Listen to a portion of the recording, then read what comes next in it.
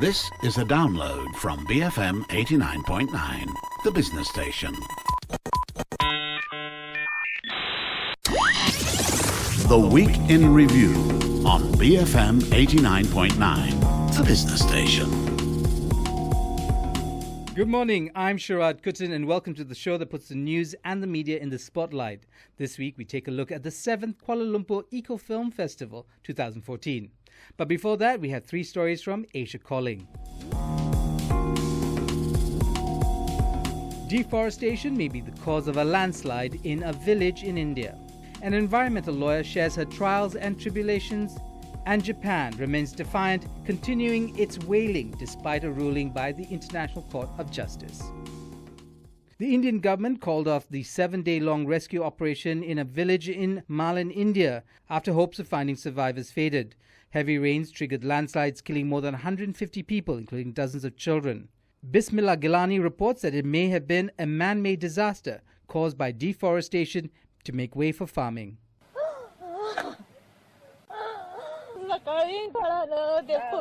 Lakshmi Jhanjre and her husband are now the only 2 surviving members of their family of 10.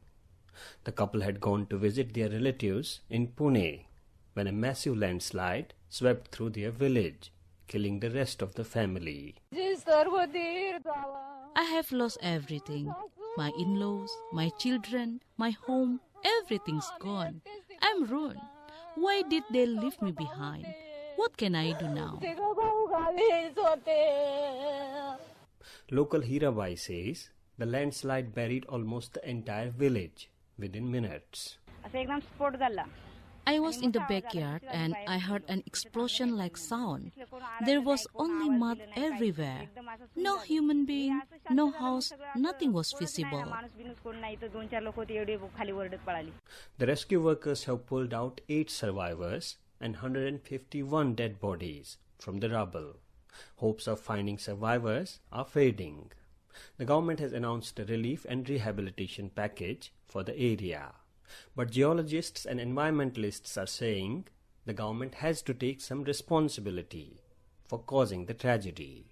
Environmentalists blame a government income generation scheme that required hill slopes to be flattened and thousands of trees to be felled. Official data indicates that nearly 28,000 trees were cut, but unofficial figures put the count at 300,000. C.S. Dubey is a geologist.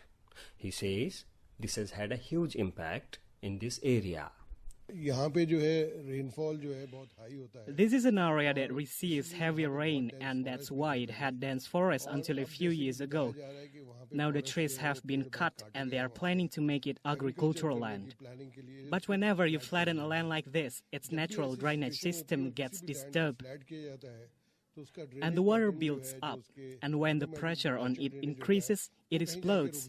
And whatever comes in the way is either washed away or buried beneath. Many believe the construction of a windmill project in the area was also to blame. Ecologist Madhav Gadgil led an environmental study into development projects in the area a few years ago. He says he warned the authorities of the impending danger in his report.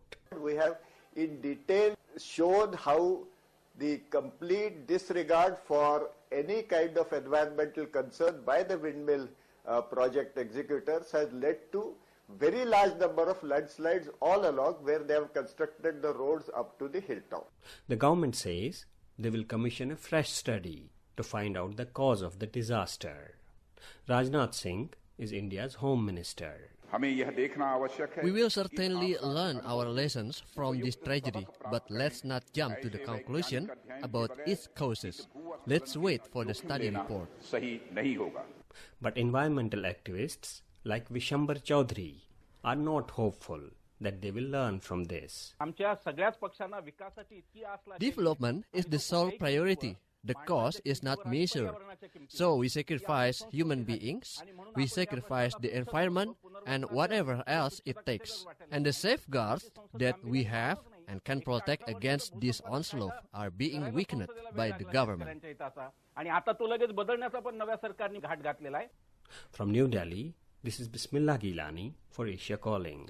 For 25 years, Filipino lawyer Getty Mayo Anda has tirelessly campaigned for better environmental protection. She's often called a forest heroine for her bravery and uses the court to stop environmental destruction. Jofela Tosorio speaks to the staunch environmentalist. I thought it was important to establish a public interest environmental law group where my knowledge and skills as a lawyer can be utilized to help the poor and marginalized communities. Charity established the Environmental Legal Assistance Center, or ELAC, in the 1990s.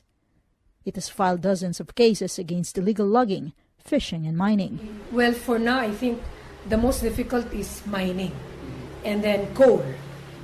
Why? Because the parties involved are economically and politically powerful. So they have linkages to powerful people in the government. And given the fact that they also have the financial capacity to hire lawyers and also engage communities, even a few communities against us. In 2001, her friend, anti-mining activist and journalist Jerry Ortega was killed. Many believe he was killed because of his work against a large mining company. According to international watchdog Global Witness, between 2012 and 2013, a total of 77 environmental activists were killed in the country, making the Philippines the most dangerous country in Asia for environmental activists. It's very disturbing.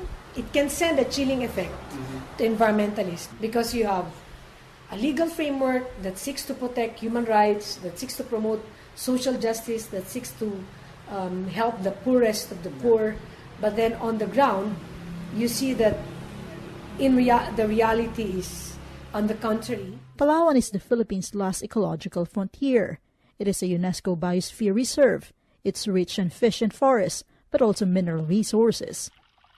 This makes the province a battleground for environmentalists like Cynthia Sumagaysay. But she says she is not afraid. Aren't we supposed to live like a life of, to live life fearlessly? It is but natural for me to live an authentic life, and I'm not scared of death. No, because everybody dies anyway, and to live for something, that is, I think, the goal of everyone. So I'm not, I'm here. I'm like a piece of the puzzle, and I'm just doing a role in the big scheme of things. Cynthia is currently campaigning against a planned coal-powered plant. So long as my contribution is needed, so long as I'm making a positive impact on the movement, on the anti-coal movement, and so long as it's still here to threaten Palawan. Charity believes that killings of environmentalists will continue if a corrupt system persists. And this is my own experience, that you have the laws, but it's not enough to have good laws. You need to implement those laws. And implementation requires political will. If your local officials are corrupt, and the people in government are equally corrupt, so they can be easily paid off by the people who destroy the environment. Japan says its whaling program in the Northern Pacific will continue despite a landmark decision by the International Court of Justice banning its larger annual hunt in the Southern Ocean.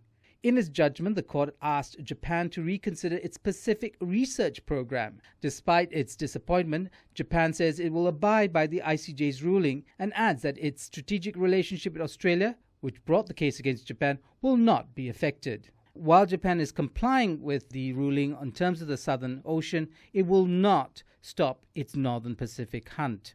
Chris Ullman from Radio Australia interviewed Nori Shikata, spokesman for the Japanese delegation to the International Court of Justice. Japan is deeply disappointed and regrets that the court ruled that Japan's research whaling program in the Antarctic did not fall within the special permit clause of the treaty. However, Japan will abide by the judgment of the court as a state that places a great importance on the international legal order and the rule of law. Of course, this does deal with a specific type of whaling. Is it possible that Japan might see it has traditional rights and go back to a traditional form of whaling? It's not only Japan that is engaged in whaling. It's almost nearly 10 countries in the world, including the United States, Canada, Norway, Iceland, Denmark, Russia, among others. So, in your view, it is likely that Japan may assert those kinds of rights? What we have said today is as a state, a responsible state that places a great importance on the international legal order and the rule of law, we will abide by the judgments of the courts. And as far as a future course of action, of course, the judgment is lengthy, and we have to examine very, very carefully what the court is actually saying. Of course, that judgment is also narrow because it doesn't deal, for example, with the second program that you have in the Northern Pacific. So is that program unlikely to be affected by this? Our program in the Northern Pacific is outside the scope of the proceedings before the courts. And so they are two separate programs, and this ruling is about the program in the Antarctic. How important is scientific whaling? For us, of course, scientific research program is essential for conservation and management of whales.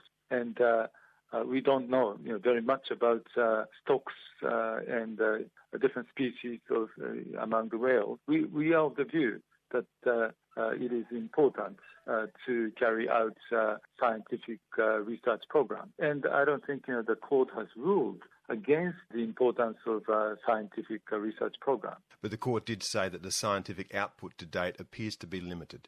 The court pointed out that JAPA 2, our current research program, has some shortcomings, including number of B-cell take, the samples.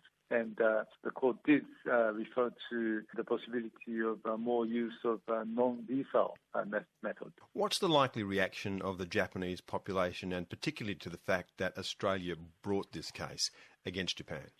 Of course, there are people, a number of people in Japan who are engaged in the whaling activity. There will be a number of people who will be affected because of this decision. However, what we are saying is that, number one, we will abide by the decision. And also, as for the relation between Japan and Australia, we think that our relations are very important.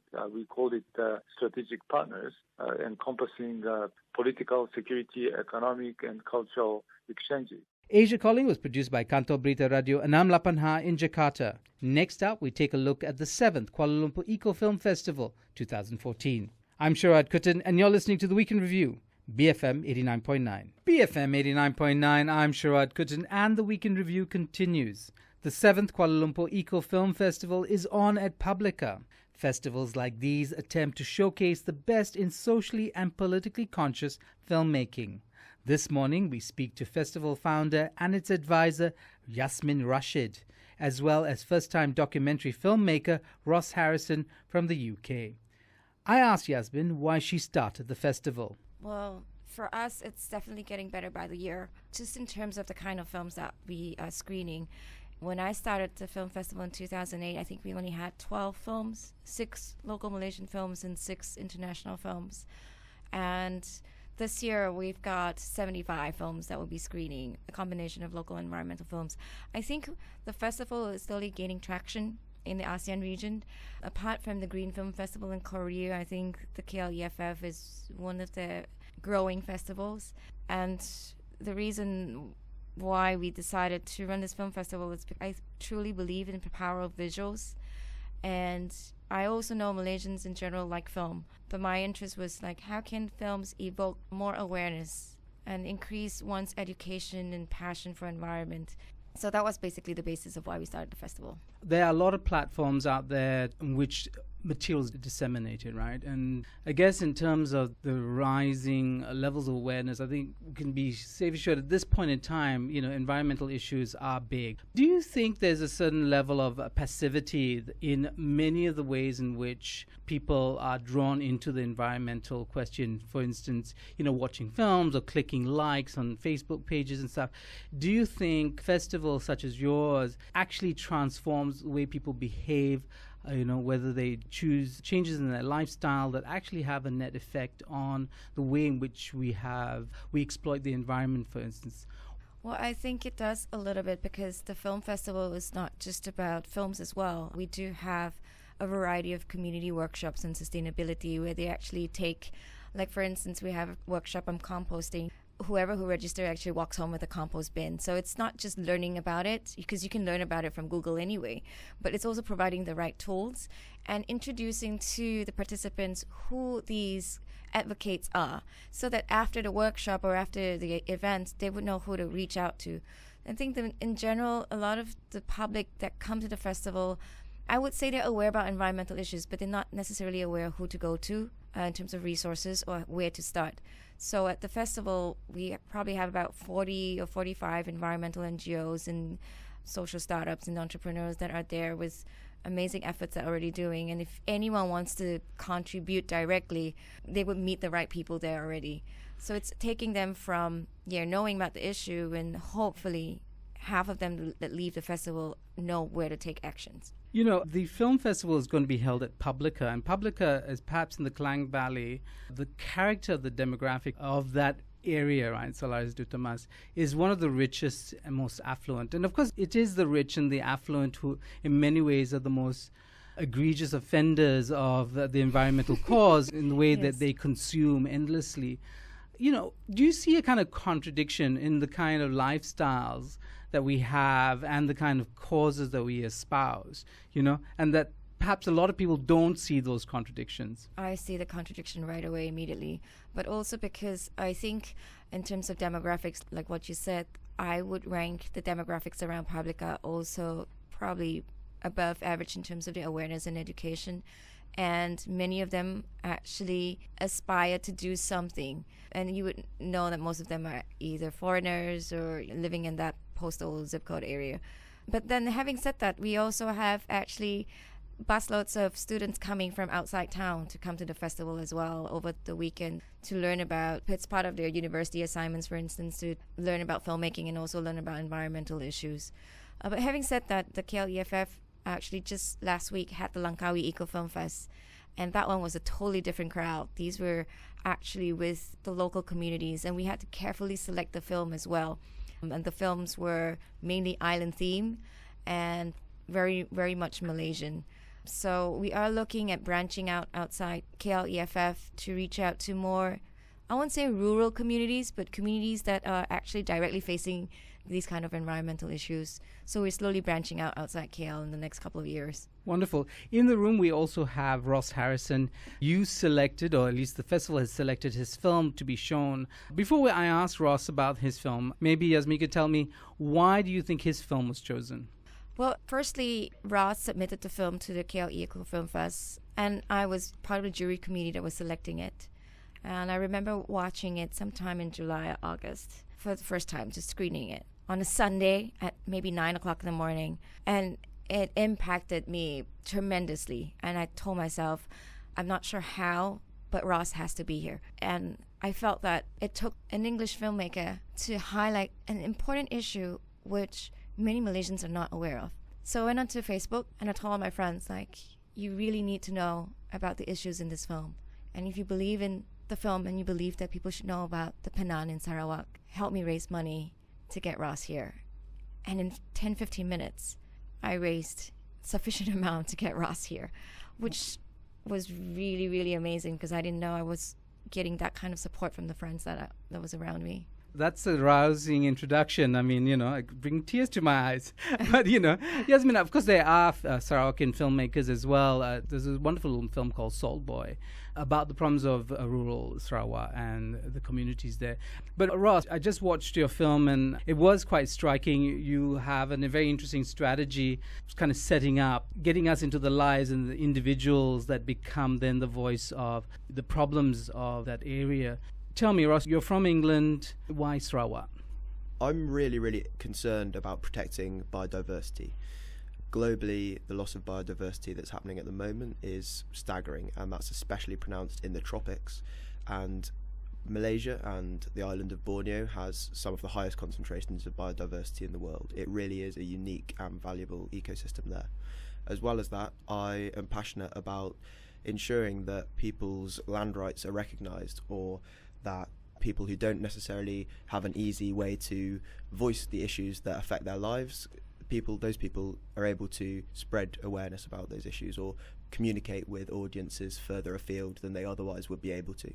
And I heard about the Penang first while I was still at university, actually, and it struck me that there was just the potential for a powerful and interesting story to be told.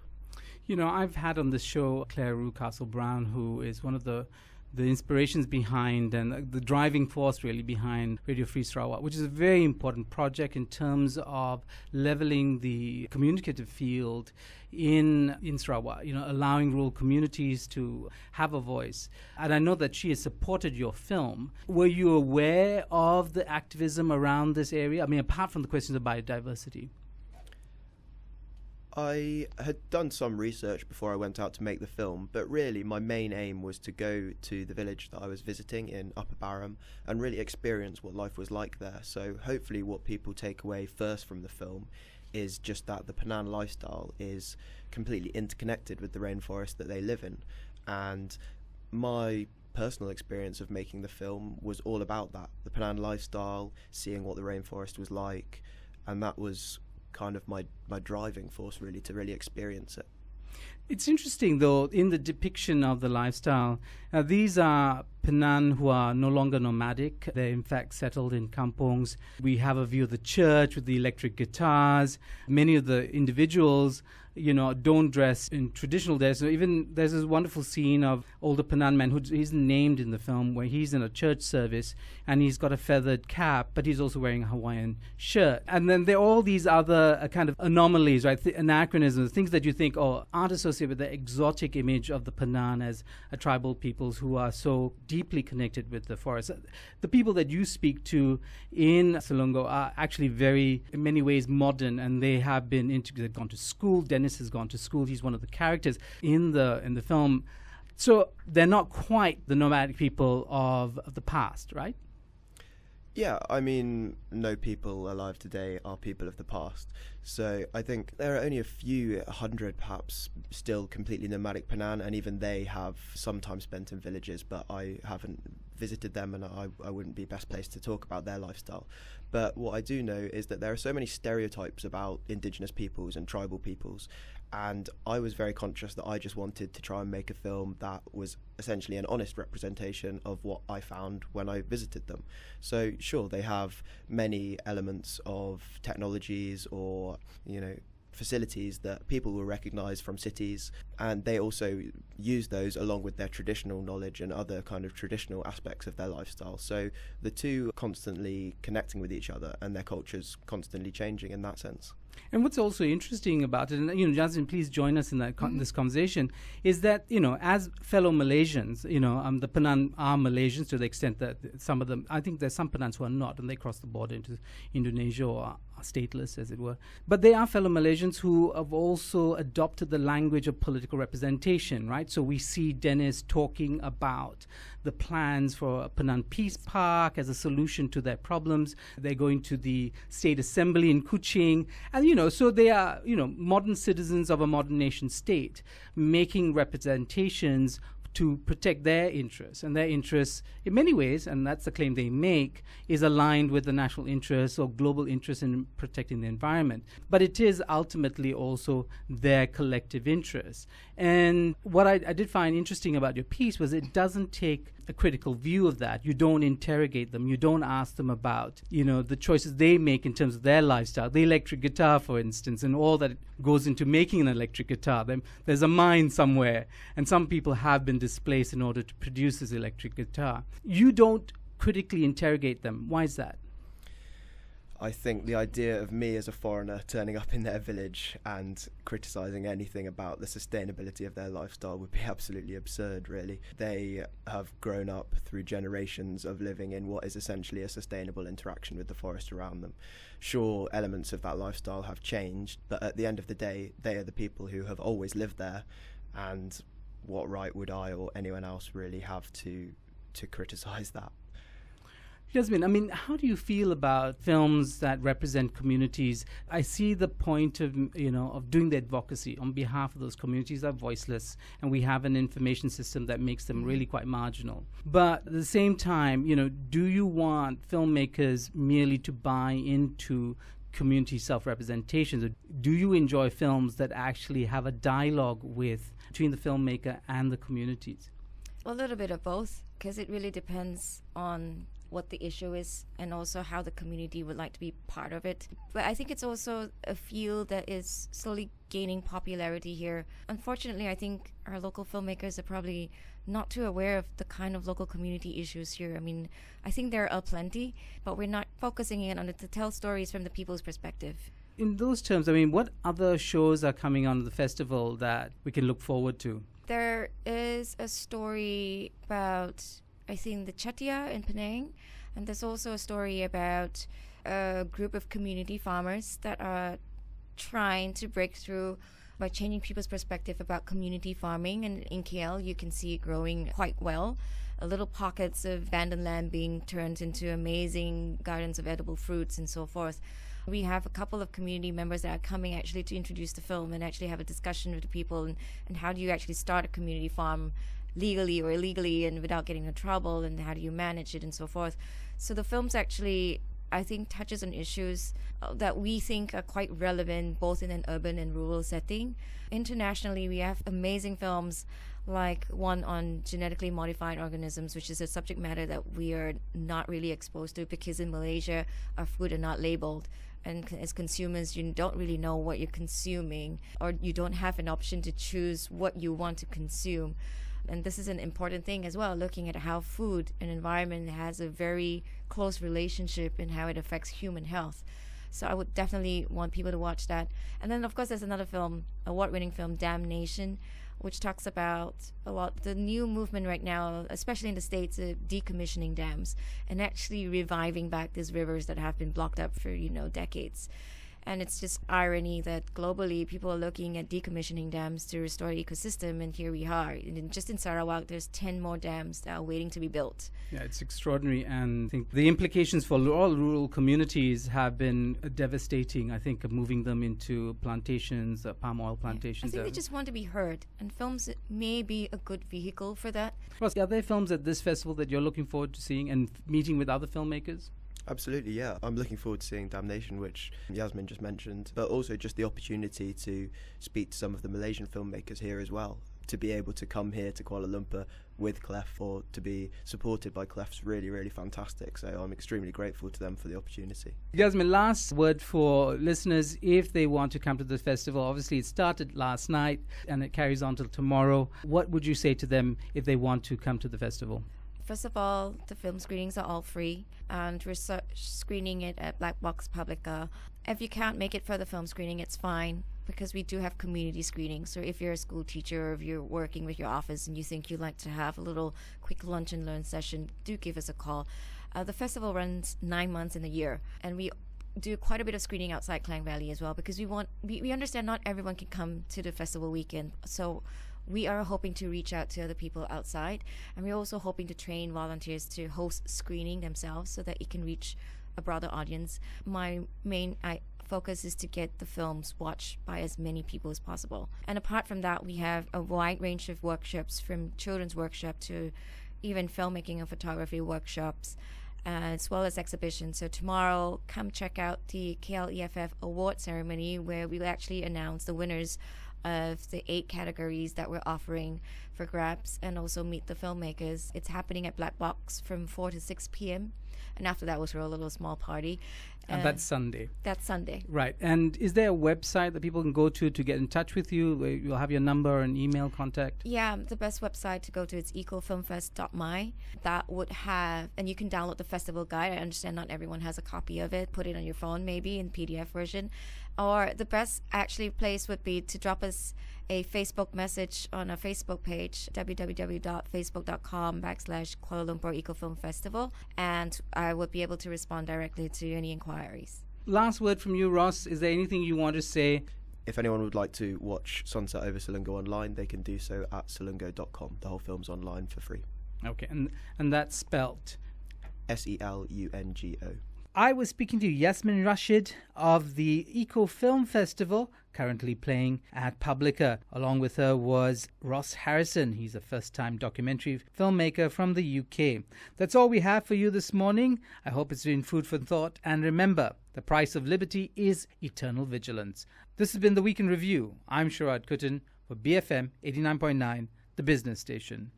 Thank you for listening to this podcast. To find more great interviews, go to BFM.my or find us on iTunes. BFM 89.9, the business station.